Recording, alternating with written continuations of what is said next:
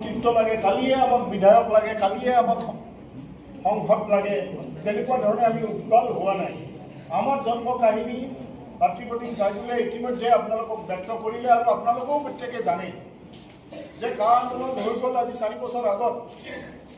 আজি অসম চুক্তিখনক ৰূপায়ণ কৰিবৰ কাৰণে 40টা বছৰে সকলো দল সকলো খেলৰে চৰকাৰ হোৱাৰ পিছতো আজিলৈ কিন্তু আমাৰ অসম চুক্তিখন সফল নহ'ল। আৰু অসম চুক্তিৰ আখৰে আখৰে ৰূপায়ণ কৰিম বুলি যিসকলে ৰাজপথত বহিল, তেওঁলোকে ৰাজপথত বহাৰ পিছতে অসম চুক্তিখনক অমান্য কৰি হিন্দু আৰু মুছলমানৰ ভাগ বতৰা কৰি চুক্তিখনকে ভাগ বতৰা কৰিলে আৰু চুক্তিখন কোনো গীতা মহাভাৰত নহয় বুলি তেওঁলোকে ৰাজহুৱাভাৱে ঘোষণা কৰিলে।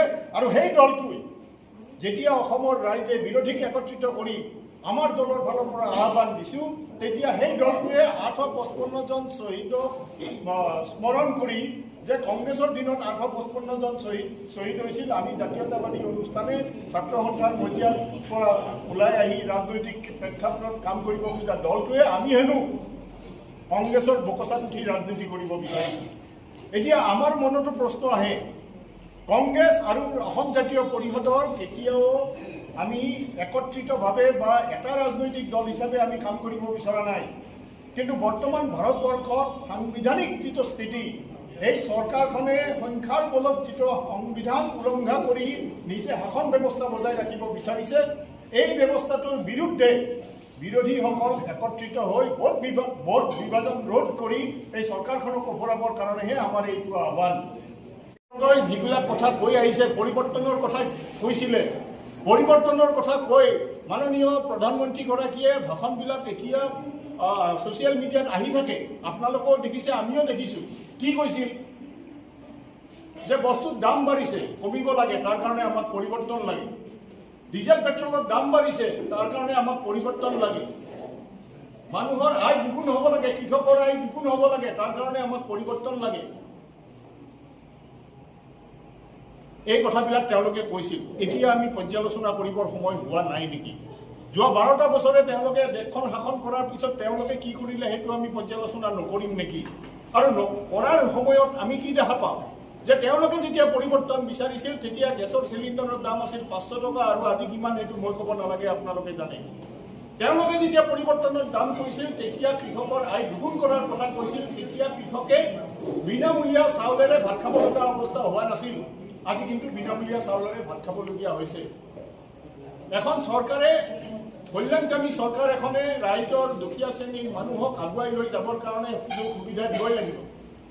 অকল এইখন চৰকাৰে যে আঁচনি দিছে তেনেকুৱা নহয়, ইয়াৰ আগতো বহু চৰকাৰে আঁচনি দিছে। কংগ্ৰেছ চৰকাৰে 15 বছৰ যেতিয়া অসমত শাসন কৰিছিল, আইজনী মাইজনী আৰু বহুত কিবা কিবি আঁচনি তেওঁলোকেও দিছিল। তেতিয়া বহুতে ভাবিছিল যে এই চৰকাৰখন অহা 50 বছৰলৈ কোনেও আঁতৰাব নোৱাৰে, কিন্তু এই আঁচনিটো তেওঁলোকেও দিছিল। তেতিয়া তেওঁলোকে 300 টকা দিছিল, আজি হয়তো 1200 টকা দিছে। কাৰণ তেতিয়া আৰু এতিয়া পইচাৰ মূল্যটো যদি আমি চাব যাওঁ, তেতিয়াহ'লে কথাবিলাক একেই আছে। এখেতসকলেও এই হিতাধিকাৰীৰ সৃষ্টিৰে যি ৰাজনীতি কৰিব বিচাৰিছে আৰু চিৰদিনৰ কাৰণে ৰাজনীতি কৰিব বিচাৰিছে, এইটো তেওঁলোকে ভুলকে ৰাইজক ভুল হিচাপে লৈ পেলাই তেওঁলোকে শাসন কৰিব বিচাৰিছে। আমাৰ ক'বলগীয়া কথাটো এইটো যে ৰাইজক যদি তেওঁলোকে মূৰ্খ বনাব বিচাৰিছে, তেওঁলোকে হিন্দু মুছলমানৰ নামত যদি ৰাজনীতি কৰিব বিচাৰিছে, এইবিলাক সম্পূৰ্ণ ক্ষণস্থায়ী ব্যৱস্থা। সুস্থভাৱে সমাজ এখন গঢ়িবৰ কাৰণে আমাৰ অৰ্থনৈতিক ব্যৱস্থাৰ ওপৰত যেতিয়ালৈ গুৰুত্ব নিদিয়ে, তেতিয়ালৈ ৰাইজৰ মাজত শান্তি নাহিব, ৰাইজৰ উন্নয়ন নাহিব। আজি মানুহক কৰ্মবিমুখ কৰিব বিচাৰিছে। মাহটোত 30টা দিনৰ 15টা দিন সমাজৰ এটা বিশেষ শ্ৰেণী কেৱল ফটোষ্টেট দোকানত দৌৰাই ফুৰিছে। আজি বোলে 10,000 দিম, কালি বোলে লাখপতি কৰিম, পৰহিদিনা বোলে অন্য কিবা কৰিম, আজি বোলে টেকেলিত মাটি ভৰাব লাগে, দিল্লীত নি সৌধ বনাম। ক'ত গ'ল এইবিলাক কথা? এই কথাবিলাক কোনোবাই যদি অধিগ্ৰহণ কৰিছে, চৰকাৰী মাটি যদি দখল কৰিছে, তাক উচ্ছেদ কৰক আৰু ৰাইজৰ স্বাৰ্থত সেইখিনি ব্যৱহাৰ কৰক, তাত আমাৰ আপত্তি কৰিবলগীয়া একো নাই। কিন্তু তাৰ লগে লগে আপোনালোকে প্ৰশ্ন নকৰে নেকি? আজি ইয়াত ছয়গাঁও অঞ্চলত নদী খহনীয়া মানুহ বহুত উঠি আহিছে। আমাৰ চাপাথুৰি, মকা যুঁজ, গুৰিমাৰাৰ পৰা বহুত মানুহ ইয়াত উঠি আহিছে। এই যে নদীয়ে আমাক হাজাৰ হাজাৰ পৰিয়াল, লাখ লাখ পৰিয়ালক যে ভূমিহীন কৰিলে, তেওঁলোকক সংস্থাপন দিয়া দায়িত্ব চৰকাৰৰ নে আপোনাৰ? এই কথাখিনি এবাৰো তেওঁলোকে উল্লেখ কৰা নাই। আজি যিসকলক তেওঁলোকে উচ্ছেদ আৰম্ভ কৰিলে আগৰ চৰকাৰৰ দিনৰ পৰা সৰ্বানন্দ সোণোৱাল ডাঙৰীয়াৰ চৰকাৰৰ দিনৰ পৰা কাজিৰঙাত হৈছিল তাত কোনোবা ৰাজনীতিকে বাধা দিব গৈছিল বাধা দিব যোৱা নাছিল নিয়ম মাফিক তেওঁলোকে মানৱতা বজাই ৰাখি উচ্ছেদ কৰিবৰ কাৰণে চৰকাৰক আবেদন জনাইছিল এতিয়া তেওঁলোকে এইসকলক মিয়া মুছলমানৰ বংগমূলীয়া মুছলমানৰ ৰক্ষক বুলি ইটিকিং কৰিছিল কিন্তু তেওঁলোকে ভুলতো নকয় যে কাজিৰঙাৰ ওচৰৰ পৰা যিখিনি তেওঁলোকে উচ্ছেদ কৰিছিল সেইখিনি পুনৰ সংস্থাপন দিবৰ কাৰণে 15 কোটি টকা ৰাজসাহায্য যে তেওঁলোকে দিছিলে আৰু যে মাটি দিবলগীয়া অৱস্থা হৈছিল সেই কথাটো তেওঁলোকৰ ভাৱনাত ওলাই নপৰে যদি বাংলাদেশী কোনোবাক আপোনালোকে ইয়াৰ পৰা উচ্ছেদ কৰিছে তেতিয়াহ'লে ক'ত ৰাখিছে এই বাংলাদেশীখিনি ক'ত বাংলাদেশী যদি হয় আমাৰ দেশত কেনেকৈ থাকিব তেওঁলোকক উচ্ছেদ কৰক সীমা পাৰ কৰি দিয়ক চৰকাৰটো চেণ্ট্ৰেলতো আপোনালোকৰ ইয়াতো আপোনালোকৰ আপোনালোকেতো প্ৰতিটো নিৰ্বাচনতে ডাবল ইঞ্জিনৰ চৰকাৰ লাগে গতিকে ভোট আমাক দিলেহে উন্নতি হ'ব বুলি কয়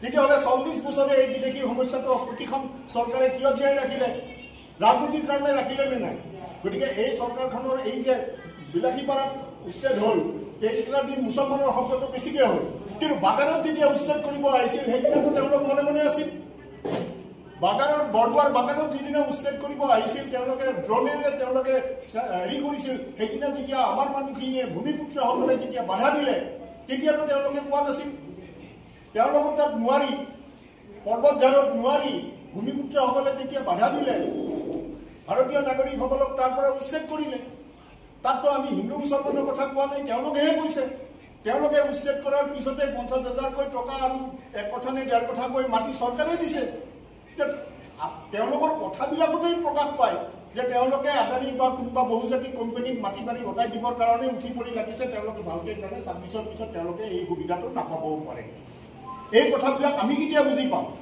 আমি ইমান কথা যে আৰু তাতেহে উচ্ছেদ হৈছে আমাৰ কি হৈছে মই 50 দিনে আমি বহু প্ৰতিনিধিক পঞ্চায়তৰ বহু প্ৰতিনিধিক আমি কষ্ট কৰি জিকাই দিলোঁ তেওঁলোকে চৰকাৰখন কৰিবৰ কাৰণে আমাৰ চিত্ৰৰঞ্জন মুছমুতাৰী আহিছে হিমন্ত বিশ্ব শৰ্মা ডাঙৰীয়াই যে এই যে হিন্দু মুছলমান আৰু নানান ধৰণৰ ৰাজনীতি তেওঁ কৰিছে তেওঁ এবাৰ কৈছেনে যে মই আঁচনি দিছোঁ মই ভোট দিয়ক আঁচনি দিছোঁ ভোট দিয়ক বুলি ক'ব নোৱাৰে কাৰণ কিয় নোৱাৰে জানে আঁচনিটো কল্যাণকামী ৰাষ্ট্ৰখনত আমাক টেম্পৰাৰী লাগে মানুহখিনি চলি থকাৰ কাৰণে কিন্তু আপোনালোকে বিচাৰে নেকি আপোনালোকৰ ল'ৰা ছোৱালী চিৰদিন 1250 টকালৈ জীয়াই থাকক তেওঁলোকৰ ল'ৰা ছোৱালী 12টা 15টা 100টা কোম্পানীৰ মালিক হ'ব তেওঁলোকৰ ল'ৰা ছোৱালীৰ কাৰণে শ কোটি টকা সম্পত্তি থাকিব তেওঁলোকৰ ল'ৰা ছোৱালীৰ কাৰণে চাহ বাগান থাকিব ৰিজৰ্ট থাকিব কোম্পানী থাকিব গাড়ীৰ কোম্পানী থাকিব তেওঁলোকৰ ল'ৰা ছোৱালীৰ কাৰণে নিউজ চেনেলৰ উত্তৰাধিকাৰ থাকিব আৰু আমাৰ ল'ৰা ছোৱালী 1250 টকা লৈ থাকিব আমাৰ ল'ৰা ছোৱালী 1500 টকা লৈ থাকিব এইটো আপোনালোকে বিচাৰে নেকি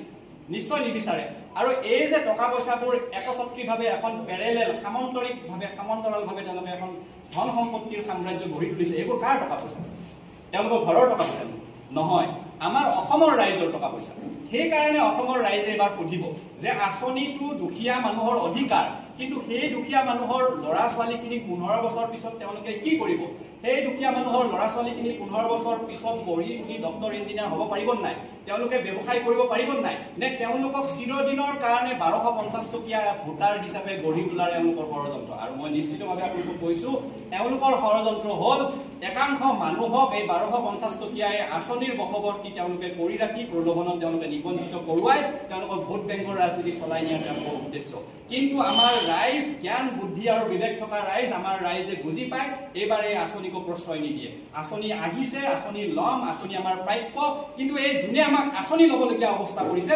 তেওঁলোকক আমি দিছপুৰৰ পৰা 2026 চনত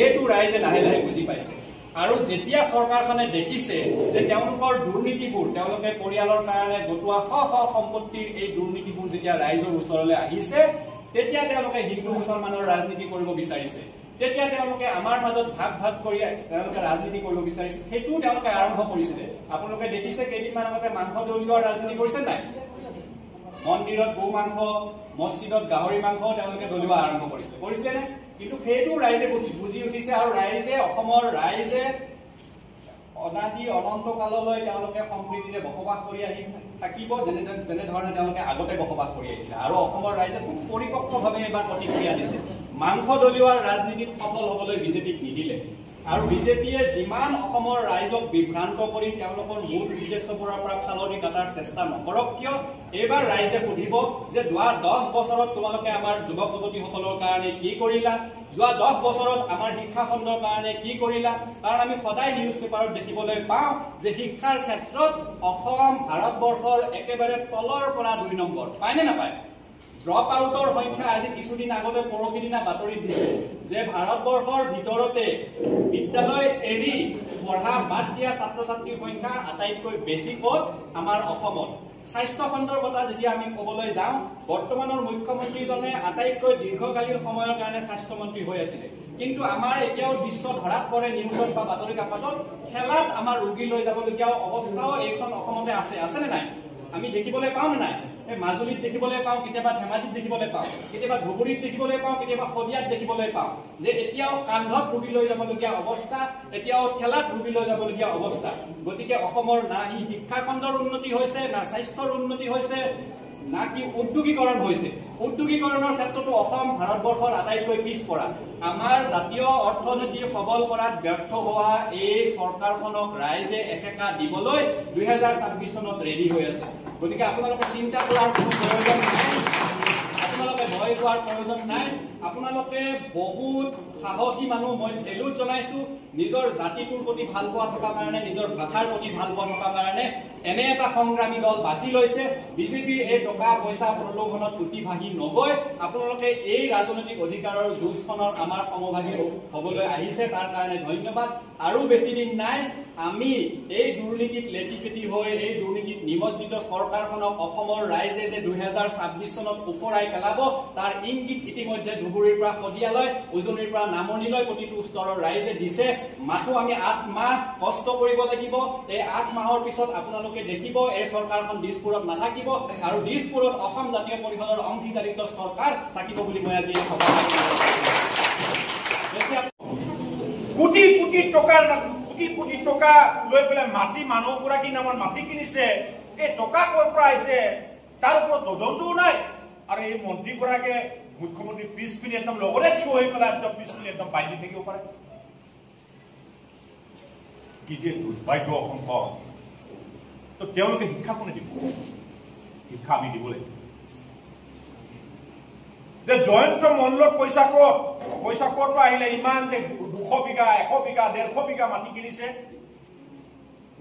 অনৈতিকভাৱে যে গুৰু যে লৈ গ'ল গুৰু যে কেলেংকাৰী হ'ল এই গুৰু কেলেংকাৰীৰ ভেটেনাৰী মন্ত্ৰী অতুল বৰা জড়িত আছিল গুৰু কেলেংকাৰী বিধায়কসকল আছিল তাৰ ওপৰত তদন্ত এটা ঘোষণা নকৰে মুখ্যমন্ত্ৰীয়ে উল্টা কয় যদি বিধায়কে মন্ত্ৰীয়ে গুৰু কৰিলে কি বেয়া পাব আমি বেয়া পোৱা নাই গুৰু বেয়া পোৱাটো গুৰু কৰিলেতো আমি ভালে পাওঁ গুৰুকে আমি বিহুৰো গা ধুৱাওঁ সন্মান কৰোঁ পূজাও কৰোঁ তেওঁলোকৰ সনাতনতকৈ আমি বেছিকৈ আদৰ কৰোঁ গৰুটো খেতি কৰোঁ গৰুটোৰ ওপৰত আমাৰ বিশ্বাস আছে আস্থা আছে কিন্তু এই গৰুটোকে লৈ তেওঁলোকে কেলেংকাৰী কৰে গৰুটোকে চুৰ কৰে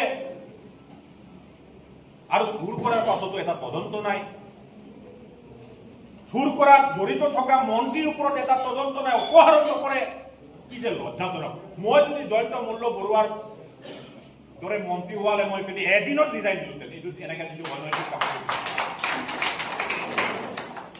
আৰু সেই কথাটো উপলব্ধি নাই বুকু পিন্ধাই ঘূৰি ফুৰিছে গৰু চুৰে কেবিনেট মন্ত্ৰী হৈ কোনো লাজে ৰাখে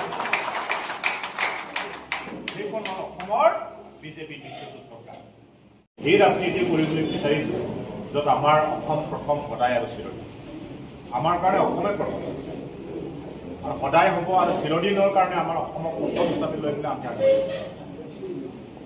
সেই অসম প্ৰথম সদায় চিৰদিন এই বাণীক লৈ আমি যিহেতু আগবাঢ়িবলৈ বিচাৰিছোঁ আৰু অসমক প্ৰাধান্য দি অসমত বসবাস কৰা বিভিন্ন জাতি জনগোষ্ঠী যাতে সুৰক্ষিত হয় শক্তিশালী হয় আৰু অসমখন যাতে আগুৱাই লৈ যাব পাৰোঁ তাৰ কাৰণে আমি ৰাজনীতি কৰিব বিচাৰিছোঁ নহ'লে আমি যদি সুবিধাবাদী হোৱা হ'লে বহুত ৰাজনীতিক দল আছে এই ৰাজনৈতিক দলবিলাকত গৈ আমিও অংশগ্ৰহণ কৰিলেই নিশ্চয় MLA মন্ত্ৰী বা বিধায়ক বা সাংসদ আমি হ'ব পাৰিলোঁ বা নহ'লেও সা সুবিধা আমি ল'ব পাৰিলোঁ কিন্তু সেইটো নকৰি লুৰিণজ্যোতি গগৈ ডাঙৰীয়াৰ নেতৃত্বত জগদীশ ভূঞা ডাঙৰীয়াৰ নেতৃত্বত আমি ভৱিষ্যতৰ অসমখন যে এই যে মূল্যবোধ আছে অসম যে সংস্কৃতিবাদ, অসমত যে সাংস্কৃতিকভাৱে চহকী, বিভিন্ন জাতি জনগোষ্ঠীৰ যে ঐক্যবদ্ধভাৱে যে আমি আগবাঢ়িব খোজোঁ, অসমখন যে আমি শক্তিশালী কৰিব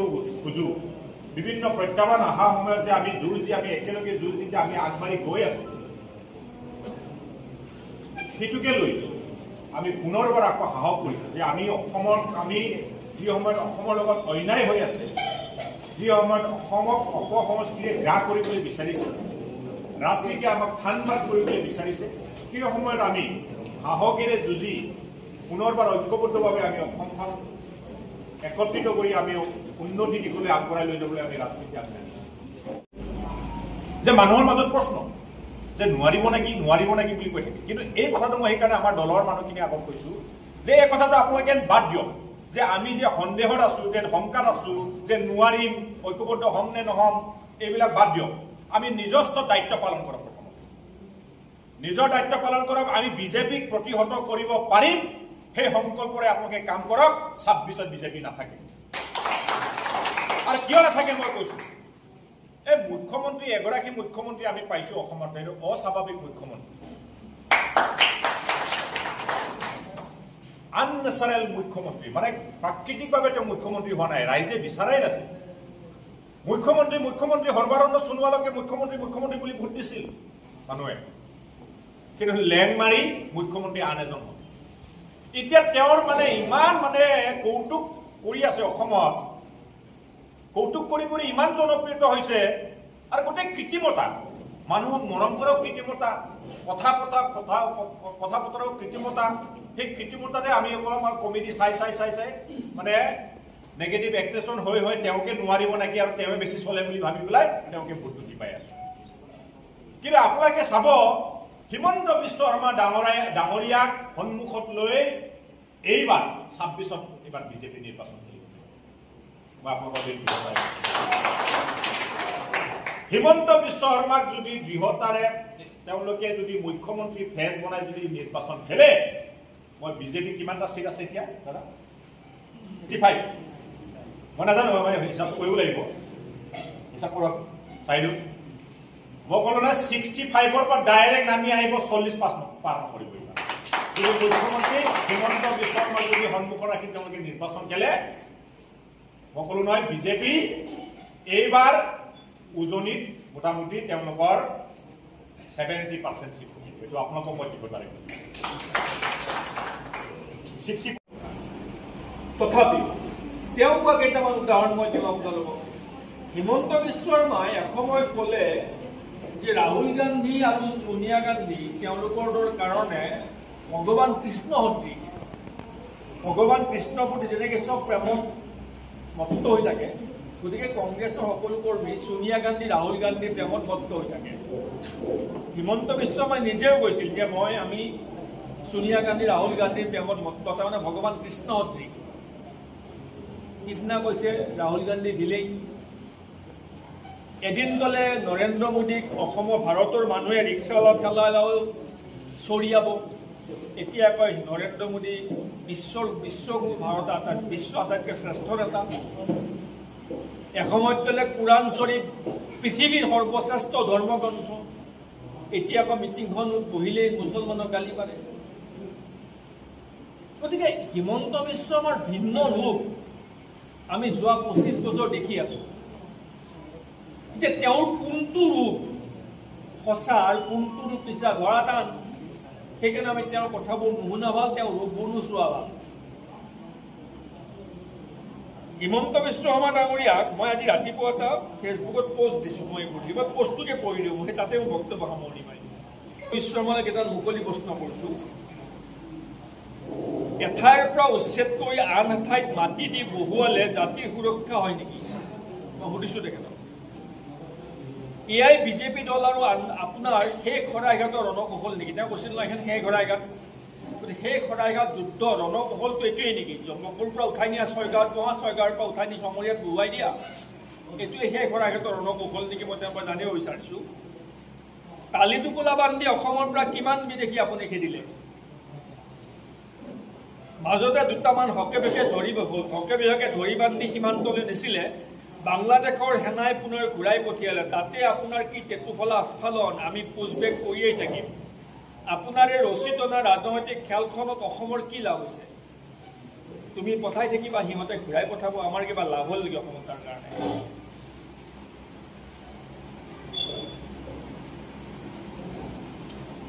মানে ভোটৰ বাবে অসমীয়াৰ আৰু কিমান মূৰ খাব মুখ্যমন্ত্ৰীক মই সুধিছো যদি বাংলাদেশী হয় উচ্ছেদ কৰি তালি টোপোলা বান্ধি খেদি দিয়ক অসমৰ সীমাৰ পৰা ভাৰতৰ পৰা আমি সেইটো বিচাৰিছো কোনোবাই কয় যে বাংলাদেশীৰ বিৰুদ্ধে হিমন্ত বিশ্ব অভিযান কৰিছে এওঁলোকৰ গাত লাগিছে নাই লগা আমি উচ্ছেদ কৰা মানুহখিনিক পুনৰ সংস্থাপন কৰাটোহে বেয়া পাইছো ইফালে কৈ আছে এই বাংলাদেশীক বিৰুদ্ধে অভিযান চলাইছে যদি বাংলাদেশী যদি মাটি আৰু পইচা দিছাটো ৰাষ্ট্ৰদ্ৰোহ হৈছে নহয় হিমন্ত বিশ্ব শৰ্মাই যদি বাংলাদেশীক মাটি আৰু টকা দিছে সেইটোতো ৰাষ্ট্ৰদ্ৰোহ ৰাষ্ট্ৰৰ বিৰুদ্ধে কাম কৰিছে আমি কৈছো যদি উচ্ছেদ এটা চৰকাৰী প্ৰচেষ্টা আৰু প্ৰক্ৰিয়া নৰ্মেল কোৰ্সত উচ্ছেদ অসমত সদায় চলি থাকে আগে পিছেও চলি থাকে যদি বাংলাদেশী হয় ভাৰতৰ পৰা বহিষ্কাৰ কৰি দিয়ক আৰু যদি বাংলাদেশী নহয় উচ্ছেদৰ নামত ৰাজনীতি নকৰিব সেই কথাটো আমি কৈ আছো মাটি খোৱা প্ৰতিযোগিতা চলি আছে আমি চব উপভোগ কৰিছো কোনে কিমান মাটি খাব পাৰে এতিয়া গৰু আৰু মাটিৰ কাহিনী জবনিকা পেলাবৰ বাবে কিবা এটাতো কৰিব লাগিল আৰম্ভ কৰিলে উচ্ছেদ আৰম্ভ কৰি চাৰিওফালে তাল ফাল লগাই দিলে যে বাংলাদেশীৰ বিৰুদ্ধে আমি অভিযান চলাইছো এতিয়া সকলোৱে হাত চাপৰিব যে সমৰ্থন জনাব লাগে বহুতে হাত চাপৰিব যে সমৰ্থন জনাইছে হিমন্ত বিশ্ব শৰ্মাই বৰ ভাল কাম কৰিছে বাংলাদেশীৰ বিৰুদ্ধে ব্যৱস্থা গ্ৰহণ কৰিছে কি ফূৰ্তি কিছুমানৰ এতিয়া বাংলাদেশীৰ বিৰুদ্ধে ব্যৱস্থাটো মানে এনেকুৱাকৈ গ্ৰহণ কৰিছে 6 গাঁৱৰ পৰা উচ্ছেদ কৰি বকুটনি বহুৱাই দিছে পইচাও দিছে লগত এইটো হ'ল বাংলাদেশীৰ বিৰুদ্ধে অভিযান হিমন্ত বিশ্ব শৰ্মা আমাৰ কথাটো স্পষ্ট যে বাংলাদেশী খেলিব লাগে আৰু বাংলাদেশীক বহিষ্কাৰ কৰি বিজেপি শাসনলৈ আহিছিল প্ৰধানমন্ত্ৰীয়ে কৈছিল বাংলাদেশীয়ে বিজেপি চৰকাৰ গঠন কৰাৰ পাছতে তালি টোপোলা বান্ধি অসমৰ পৰা যাব লাগিব কৈছিল নে নাই তালি টোপোলা বান্ধি অসমৰ পৰা বিদেশী চব যাবগে এতিয়া 10 বছৰ হ'ল মানে কেন্দ্ৰত প্ৰায় 12 বছৰ হ'ল আৰু অসমত এই 9 বছৰ 4 মাহমান হ'ল 10 বছৰ হ'বলৈ হৈছে মাজে মাজে তেওঁলোকে উচ্ছেদৰ নাটক এখন কৰে আৰু উচ্ছেদ যেতিয়া কৰে হিমন্ত বিশ্ব শৰ্মাই টেটুফলা আস্ফালন কৰে যে বাংলাদেশীৰ বিৰুদ্ধে অভিযান চলোৱা হৈছে অসমীয়া জাতিৰ স্বাৰ্থত আমি এই অভিযান চলাই থাকিম আমি বুৰ্বক মানুহবিলাকে ভাবোঁ যে বা বৰ দেশপ্ৰেমী মুখ্যমন্ত্ৰী এজন হৈছে এতিয়া বাংলাদেশে ৰক্ষা নাই বাৰু অসমৰ পাছত খেদি এক কৰি দিব তাৰ পাছত কাহিনীটো যেতিয়া গম পোৱা যায় এতিয়ালৈকে যিমান মানুহ উচ্ছেদ কৰিলে কাজিৰঙাৰ পৰা উচ্ছেদ কৰিলে কাষৰ বেলেগ এখন ঠাইত বহুৱাই দিলে লগত পইচাও দিছে দেই মটদ্ৰৱৰ পৰা উচ্ছেদ কৰিলে বেলেগ এখন গাঁৱত বহুৱাই দিলে পইচাও দিছে গোৱালপাৰাত উচ্ছেদ কৰিলে বেলেগ এটা ঠাইত বহুৱাই পইচা দিলে গৰুকুটিত উচ্ছেদ কৰি সেই মানুহখিনিক নি দলগাঁও সমষ্টিত সংস্থাপন দিলে লগত পইচাও দিলে এতিয়া কালি পৰহি উচ্ছেদ তালফাল লগাই আছে এই মানুহখিনিকো বিকল্প জেগাত সংস্থাপনো দিছে 50,000 টকা উঠিছে এতিয়া অসমৰ মানুহক কিমান আৰু তুমি মিলাব এইটোৱে বিদেশী বিৰুদ্ধে অভিযান নেকি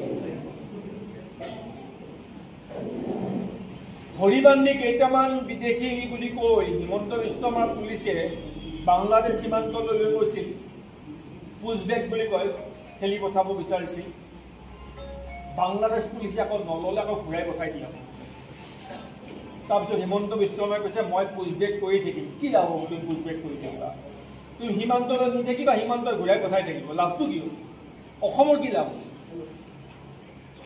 এইবোৰ যে কৰি আছে উচ্ছেদ অভিযান অসমৰ কি লাভ হৈছে নে মানুহ অসমৰ পৰা গ'ল নে আমাৰ কিবা অৰ্থনৈতিক পৰিৱৰ্তন হ'ল নে আমাৰ মাটিখিনি খালী হ'ল অসমৰ খিলঞ্জীয়া ভূমিপুত্ৰই মাটি পালে বাহিৰ মাটিত কিবা সৃষ্টিৰ কাম হ'ল য'ৰ পৰা অসমৰ অৰ্থনৈতিক উন্নয়ন হ'ল উচ্ছেদ কৰিব, মাটিখিনি আদানী আম্বানীক দিব, আৰু উচ্ছেদিত মানুহখিনি বেলেগ এঠাইত দি বহুৱাব, পইচাও দিব, আৰু ৰাইজক ক'ব যে মই বাংলাদেশী বিৰুদ্ধে অভিযান চলাইছোঁ। এইটো কেনেকুৱা বাংলাদেশী বিৰুদ্ধে অভিযান? এই কথাবিলাকৰ উত্তৰ ৰাইজে বিচাৰি লৈছে। আমিতো যুঁজি আছোঁ। আমি অসমত জাতীয়তাবাদ প্ৰতিষ্ঠাৰ বাবে শদিয়াৰ পৰা ধুবুৰীলৈ সকলোতে আমি কাম কৰি আছোঁ। গতিকে আজি কামৰূপ জিলাৰ যুৱ শক্তিৰ নতুন সমিতি গঠনৰ উপলক্ষে আহ্বান হৈছিল। ইয়াত যথেষ্ট সংখ্যক লোকে যোগদান কৰিছে। গতিকে আমি নিশ্চিতভাৱে আমি আশা কৰিম যে অদূৰ ভৱিষ্যতলৈ জাতীয়তাবাদত আস্থা স্থাপন কৰি অসমৰ সকলো খিলঞ্জীয়া মানুহ বা অন্যান্য জাতি ধৰ্মৰ লোকেও জাতীয়তাবাদত চামিল হ'ব, অসম জাতীয়তাবাদ শক্তিশালী কৰিবলৈ আগুৱাই আহিব। নিশ্চয় পাৰিম, নিশ্চয় পাৰিম। নোৱাৰাৰ কথা নাই, নোৱাৰাৰ কোনো কথা আহিব নোৱাৰে। বিজেপিনো ইমান ডাঙৰ ক'ত শক্তি আছিল? কোনো ভিত্তি নথকা এটা দল 2014 চনৰ হঠাতে কিছু মিছা কথা কৈ ভেলকিবাজি কৰি ভাৰতৰ ৰাজনৈতিক ব্যৱস্থাত প্ৰৱেশ কৰা এটা দল। তাৰ পূৰ্বতে বিজেপিৰ কি শক্তি আছিল? বিজেপিয়ে 20 বছৰ, বিজেপি দল 80 চনত জন্ম হোৱাৰ পাছত তেওঁলোকে 10 বছৰত যিমান ভোট পাইছিল, অসম জাতীয় পৰিষদে 100 দিনতে সিমান ভোট পাইছে। গতিকে কেনেকৈ বিজেপিক আমি নোৱাৰিম? ভাবিব নালাগে। তাৰ লগত সমস্ত বিজেপি বিৰোধী দলৰ লগতে মিত্ৰতাৰ হোৱাটো নিশ্চিত, কথা বাৰ্তা চলিছে, হ'ব। আঞ্চলিকতা জয়যাত্ৰা হ'ব আৰু নিশ্চয় হ'ব। আৰু আমি বিজেপিক পৰাভূত কৰিবলৈ বিজেপি বিৰোধী শক্তিসমূহ একত্ৰিত হ'ব। গতিকে নিশ্চিতভাৱে ৰাইজে ভাল ফলাফল দেখিবলৈ পাব। নহয়, এই ক্ষেত্ৰত মানে ক'বলৈ কথাটো হ'ল, আমি বিচাৰোঁ যে হিমন্ত বিশ্ব শৰ্মাক ৰাষ্ট্ৰদ্ৰোহৰ অভিযোগত গ্ৰেপ্তাৰ কৰিব লাগে। কাৰণ হিমন্ত বিশ্ব শৰ্মাই বাংলাদেশীক সংস্থাপন দিছে আৰু টকা দিছে। বাংলাদেশীক সংস্থাপনৰ টকা দিয়াৰ অভিযোগত হিমন্ত বিশ্ব শৰ্মাৰ বিৰুদ্ধে ৰাষ্ট্ৰদ্ৰোহ গোচৰ ৰুজু হ'ব লাগে, তেওঁক গ্ৰেপ্তাৰ কৰিব লাগে। আমি কথা স্পষ্টভাৱে কৈছোঁ যে উচ্ছেদ এটা চৰকাৰী ব্যৱস্থা। আমাৰো যদি কালি মেডি মাটি চৰকাৰক প্ৰয়োজন হয়, আমাৰ মেডি মাটিও চৰকাৰে লৈ যাব পাৰে। গতিকে ৰাষ্ট্ৰৰ হিতত বা ৰাজ্যখনৰ হিতাৰ্থে, জনহিতাৰ্থে যদি ক'ৰবাত মাটিৰ প্ৰয়োজন হয়, চৰকাৰে সেই থানৰ পৰা উচ্ছেদ কৰিব পাৰে। কিন্তু সেই স্বাভাৱিক প্ৰক্ৰিয়া এটাক বিজেপিয়ে, হিমন্ত বিশ্ব শৰ্মাই বাংলাদেশীক উচ্ছেদ কৰিছোঁ বুলি ৰাজনৈতিকভাৱে লাভালাভ ল'বৰ বাবে ভোট আদায়ৰ প্ৰক্ৰিয়া হিচাপে গ্ৰহণ কৰিছে। আমি ভাল পাইছোঁ যে হিমন্ত বিশ্ব শৰ্মা বাংলাদেশী উচ্ছেদ কৰিছে, ভাল পাইছোঁ।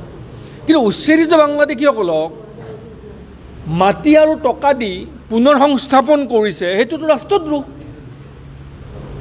গতিকে দুটা কথা স্পষ্ট হ'ব লাগে যে উচ্ছেদ কৰাসকল বাংলাদেশী নেকি? যদি হয়, তেতিয়াহ'লে তেওঁলোকক পুনৰ সংস্থাপন দিয়া আৰু টকা দিয়াৰ অভিযোগত হিমন্ত বিশ্ব শৰ্মাৰ বিৰুদ্ধে ৰাষ্ট্ৰদ্ৰোহৰ গোচৰ ৰুজু হ'ব লাগে। যদি তেওঁলোক বাংলাদেশী নহয়, তেতিয়াহ'লে বাংলাদেশীক উচ্ছেদ কৰিছোঁ বুলি সস্তীয়া ৰাজনৈতিক জনপ্ৰিয়তা অৰ্জন কৰি ৰাইজৰ আৱেগৰ লগত ৰাজনৈতিক খেলা কৰাৰ যিটো ৰাজনৈতিক কৌশল বিজেপিয়ে গ্ৰহণ কৰিছে, কৌশল বন্ধ কৰিব লাগে। দুটা কথা একেলগে হ'ব নোৱাৰিব।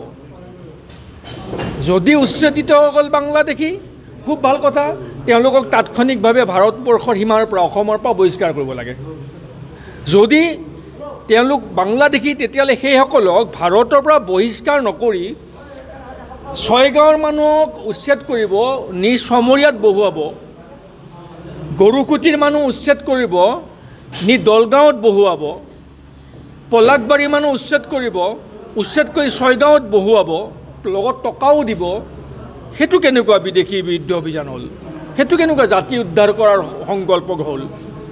গতিকে দুমুখীয়া নীতিটো নহ'ব। হিমন্ত বিশ্ব শৰ্মাই যোৱা 25 বছৰ তেখেতৰ এই বছৰ ৰাজনৈতিক জীৱনৰ মানে শক্তিশালীভাৱে থকা, ক্ষমতাত থকা ৰাজনৈতিক জীৱনৰ ৰূপালী জয়ন্তী বৰ্ষ।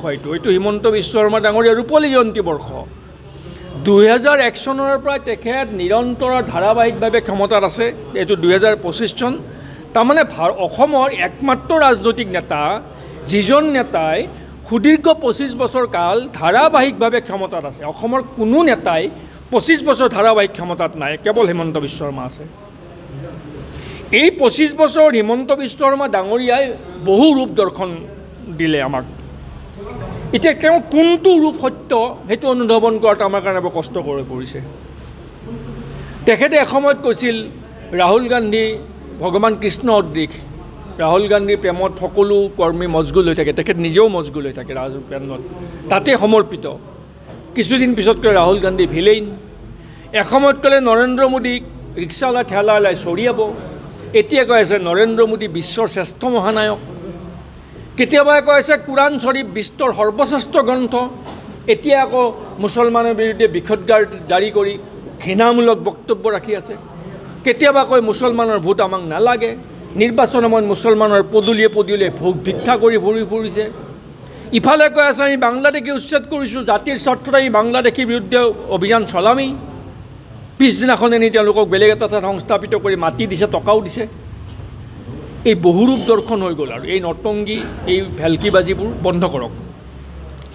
আমি আকৌ দাবী জনাইছোঁ যে উচ্ছেদিতসকল যদি বাংলাদেশী হয় তেওঁলোকক তাৎক্ষণিকভাৱে বহিষ্কাৰ কৰিব লাগে, কাৰণ নৰেন্দ্ৰ মোদীৰ প্ৰতিশ্ৰুতি আছিল 2014 চনৰ মে' মাহৰ পাছত অসমৰ সকলো বাংলাদেশীয়ে তালি টোপোলা বান্ধি অসমৰ পৰা যাব লাগিব বুলি কৈছিল নৰেন্দ্ৰ মোদীয়ে। কেইজন বিদেশী তালি টোপোলা বান্ধি গ'ল। গতিকে মূল বিষয়ৰ পৰা আঁতৰি থাকিলে নহ'ব। হিমন্ত বিশ্ব শৰ্মা ডাঙৰীয়াক জনাব বিচাৰিছোঁ, যদি তেওঁলোক বাংলাদেশী হয় খুব ভাল কাম কৰিছে, আমি প্ৰশংসা কৰিম, অসমৰ পৰা খেদি দিয়ক, ভাৰত বাংলাদেশী সীমান্ত পাৰ কৰাই দিয়ক। যদি বাংলাদেশী হয় কিন্তু যদি হিমন্ত বিশ্ব শৰ্মাই তেওঁলোকক সংস্থাপন দিছে, টকা দিছে, তেতিয়াহ'লে হিমন্ত বিশ্ব শৰ্মাৰ প্ৰতি ৰাষ্ট্ৰদ্ৰোহৰ গোচৰ ৰুজু হ'ব লাগে। আৰু যদি বাংলাদেশী নহয় তেতিয়াহ'লে উচ্ছেদৰ নামত ৰাজনৈতিক মুনাফা ল'ব নালাগে, ৰাজনীতি কৰা বন্ধ কৰিব লাগে। হিমন্ত বিশ্ব শৰ্মাই ভাল পায় তেতিয়াহ'লে হিমন্ত বিশ্ব শৰ্মাই কেইটামান কাম কৰক। আমাৰ এইটো মুকলি আহ্বান যে অসম চুক্তি ৰূপায়ণৰ বাবে 6 নং দফাৰ অসমীয়া মানুহৰ সাংবিধান ৰক্ষা কৱচৰ যিটো পৰামৰ্শ বুলি বিপ্লৱ শৰ্মা আয়োগৰ, সেই পৰামৰ্শ বুলি আখৰে আখৰে পালন কৰক। অসমীয়া মানুহক সংসদীয় ব্যৱস্থাত পঞ্চায়ত পৌৰ সভাৰ পৰা বিধানসভা লোকসভালৈকে 80% আসন অসমীয়া মানুহৰ কাৰণে সংৰক্ষণ কৰক। আজন্ম অসমীয়া মানুহ অসমত ৰাজনৈতিকভাৱে শক্তিশালী হ'ব, ৰাজনৈতিক অধিকাৰ আমাৰ পৰা কোনেও কাঢ়ি নিব নোৱাৰিব, কাৰণ 80% আসন অসমীয়াৰ বাবে সংৰক্ষণ হ'ব লাগে, কাৰণ এইটো অসম চুক্তিৰ 6 নং দফাৰ পৰামৰ্শ আছে। কিন্তু সেই কামটো তেওঁলোকে কৰা নাই। অসম চুক্তিৰ 6 নং দফাত বিপ্লৱ শৰ্মা আয়োগে এইটো পৰামৰ্শ দিছিল যে অসমত যিমান চাকৰি ওলায়, চৰকাৰী খণ্ডত, বেচৰকাৰী খণ্ডত, কেন্দ্ৰীয় চৰকাৰৰ খণ্ডত, ৰাজ্য চৰকাৰৰ খণ্ডত, অসমৰ থলুৱা যুৱক যুৱতী 80% যুৱক যুৱতী চাকৰি নিয়োজিত হ'ব লাগে। এতিয়া এই কামবোৰ কাৰ্যকৰী কৰিব লগাৰ প্ৰাক মুহূৰ্তত হিমন্ত বিশ্ব শৰ্মা ডাঙৰীয়াই প্ৰথমে বিপ্লৱ শৰ্মা কমিশ্যনৰ পৰামৰ্শ বুলি কেন্দ্ৰীয় চৰকাৰক গ্ৰহণ কৰিবলৈ সৈমান কৰিব লাগে। সেইখন গ্ৰহণ নকৰাকৈ আলোচনাৰ পিছত আলোচনা কৰি মানুহক ভুৱা দি থকাটো উচিত নহ'ব, কাৰণ সেইখন কেন্দ্ৰীয় চৰকাৰে গ্ৰহণ কৰা নাই। সেইখন কেন্দ্ৰীয় চৰকাৰে গ্ৰহণ কৰক, গ্ৰহণ কৰি অসমীয়া মানুহক সাংবিধানিকভাৱে সুৰক্ষিত কৰক, অসমীয়া এনেও সুৰক্ষিত হ'ব। আমি কৈছোঁ যে 6 জনগোষ্ঠীৰ জনজাতিকৰণ দি দিয়ক। হিমন্ত বিশ্ব শৰ্মাৰ যদি জাতীয়তাবাদৰ প্ৰতি ইমানেই শ্ৰদ্ধা আছে, গৰুৰ চিণ্ডিকেটবোৰ বন্ধ কৰি দিয়ক। সনাতনী হিন্দুত্বৰ সাধুবাদত যদি ইমান বিশ্বাস আছে, গৰুৰ চিণ্ডিকেট কৰা বন্ধ কৰি দিয়ক। চিণ্ডিকেট আৰু কমিশ্যনৰ বজাৰ বন্ধ কৰক, কাৰণ চিণ্ডিকেট আৰু কমিশ্যনৰ বজাৰে অসমত অৰ্থনৈতিক বৈষম্য সৃষ্টি কৰিছে। এমুঠিমান ৰাজনৈতিক নেতাৰ হাতত সমস্ত সম্পদ কুক্ষিগত হৈছে, বাকী মানুহবোৰ দুখীয়া হৈ গৈ আছে। গতিকে অৰ্থনৈতিক সমতা স্থাপনৰ কাৰণে চিণ্ডিকেট আৰু কমিশ্যন ৰাজ বন্ধ কৰক। হিমন্ত বিশ্ব শৰ্মাৰ চৰকাৰৰ মন্ত্ৰী আৰু তেওঁলোকৰ পৰিয়ালবৰ্গই চলাই থকা মাটি খোৱা প্ৰতিযোগিতাটো বন্ধ কৰিব লাগে। এই কামবোৰ মুখ্যমন্ত্ৰী ডাঙৰীয়া এই কামবোৰ কৰক। এইবোৰ কাম কৰি ৰাইজৰ প্ৰতি তেখেতৰ দায়বদ্ধতা প্ৰমাণ কৰক। আৰু এই কামবোৰ নকৰাকৈ কেৱল নিজৰ ৰূপ বাৰে বাৰে সলনি কৰি ৰাইজক ভিন্ন ভিন্ন কথাৰে ৰাইজক ভেলকিবাজি দেখুৱাই, ৰাইজক খোৱা দি, ৰাইজক টুপি পিন্ধাই কেৱল ভোট লৈ ক্ষমতাত থকাৰ যিটো তেখেতৰ প্ৰৱণতা, এই প্ৰৱণতা জাতিটোক বিস্তৰ ক্ষতি কৰিব। আৰু এনেধৰণৰ সংঘাত্মক কামৰ পৰা, আত্মঘাতীমূলক কামৰ পৰা বিৰত থাকিবলৈ আমি হিমন্ত বিশ্ব শৰ্মাক দাবী জনাইছোঁ, আহ্বান জনাইছোঁ। একে সময়তে পুনৰ দোহাৰিছোঁ যে বাংলাদেশীক মাটি আৰু অৰ্থ দি পুনৰ সংস্থাপন কৰাৰ অভিযোগত হিমন্ত বিশ্ব শৰ্মাৰ বিৰুদ্ধে ৰাষ্ট্ৰদ্ৰোহৰ গোচৰ ৰুজু হোৱাটো উচিত, তাৰ বাবে দাবী জনাইছোঁ। প্ৰচেষ্টা চলাই আছে।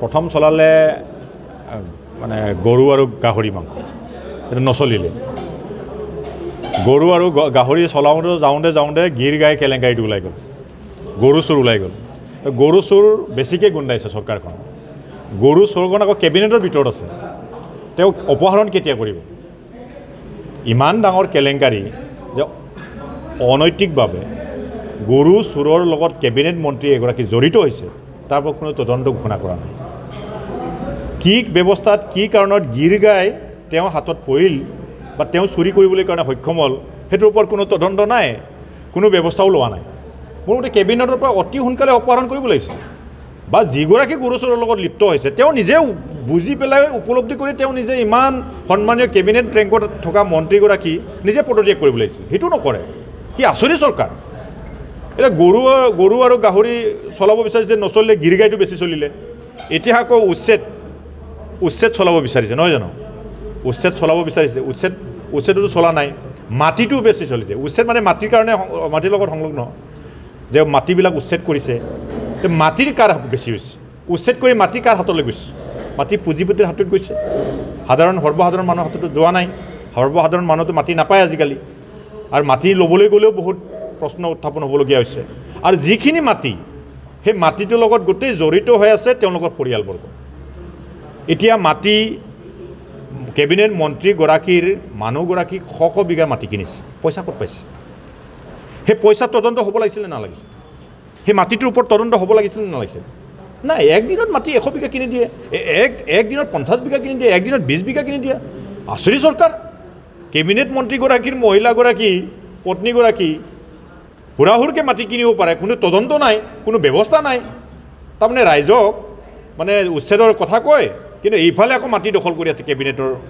মানুহগৰাকী নিজৰ পৰিয়ালখিনি য'ত মানে জলাশয় আছিল তাত মানে ইণ্টাৰনেশ্যনেল স্কুল খুলিব পাৰে সেইটো উচ্ছেদ হ'ব নাই উচ্ছেদটো চবতে হ'ব লাগিব জলাশয় VCR চব হ'ব লাগিব কিন্তু তেওঁ পত্নীয়ে দখল কৰি ইণ্টাৰনেশ্যনেল স্কুল খুলিছে সেই মাটিটো কি আছিল সেই মাটিটো উচ্ছেদ হ'ব নাই কিন্তু উচ্ছেদক লৈ আকৌ ৰাজনীতি কৰি আছে গতিকে হিমন্ত বিশ্ব শৰ্মাই নল ধৰিছে নল ছিগিছে গল ধৰিছে গল ছিগিছে এইবাৰ নাবাছে আৰু তেওঁৰ নেতৃত্বত একবাৰ তেওঁৰ নেতৃত্বত তেওঁ প্ৰত্যাহ্বান এবাৰ লৈ চাওক যে মই মুখ্যমন্ত্ৰী হ'ম বা বিজেপিয়ে তেখেতক মুখ্যমন্ত্ৰীৰ সন্মুখত ৰাখি পেলাই এইবাৰ নিৰ্বাচন খেলিম বুলি কৈ চাওক তেওঁতো জীৱনত নিৰ্বাচন কেতিয়াও তেওঁ সন্মুখত লৈ কোনো নিৰ্বাচন খেলি পোৱা নাই কংগ্ৰেছত তেওঁ থাকোঁতেতো কংগ্ৰেছতো কোনো তেখেতক সন্মুখত ৰাখি পেলাই তেওঁ নিৰ্বাচন খেলা নাই বিজেপিয়েও সন্মুখত ৰাখি নিৰ্বাচন খেলা নাই এইবাৰ হিমন্ত বিশ্ব শৰ্মা ডাঙৰীয়াক বিজেপিয়ে সন্মুখত ৰাখি নিৰ্বাচনেই খেলিব নোৱাৰে গতিকে সেইকাৰণে আবুল তাবুল যি টি চলাব বিচাৰিছে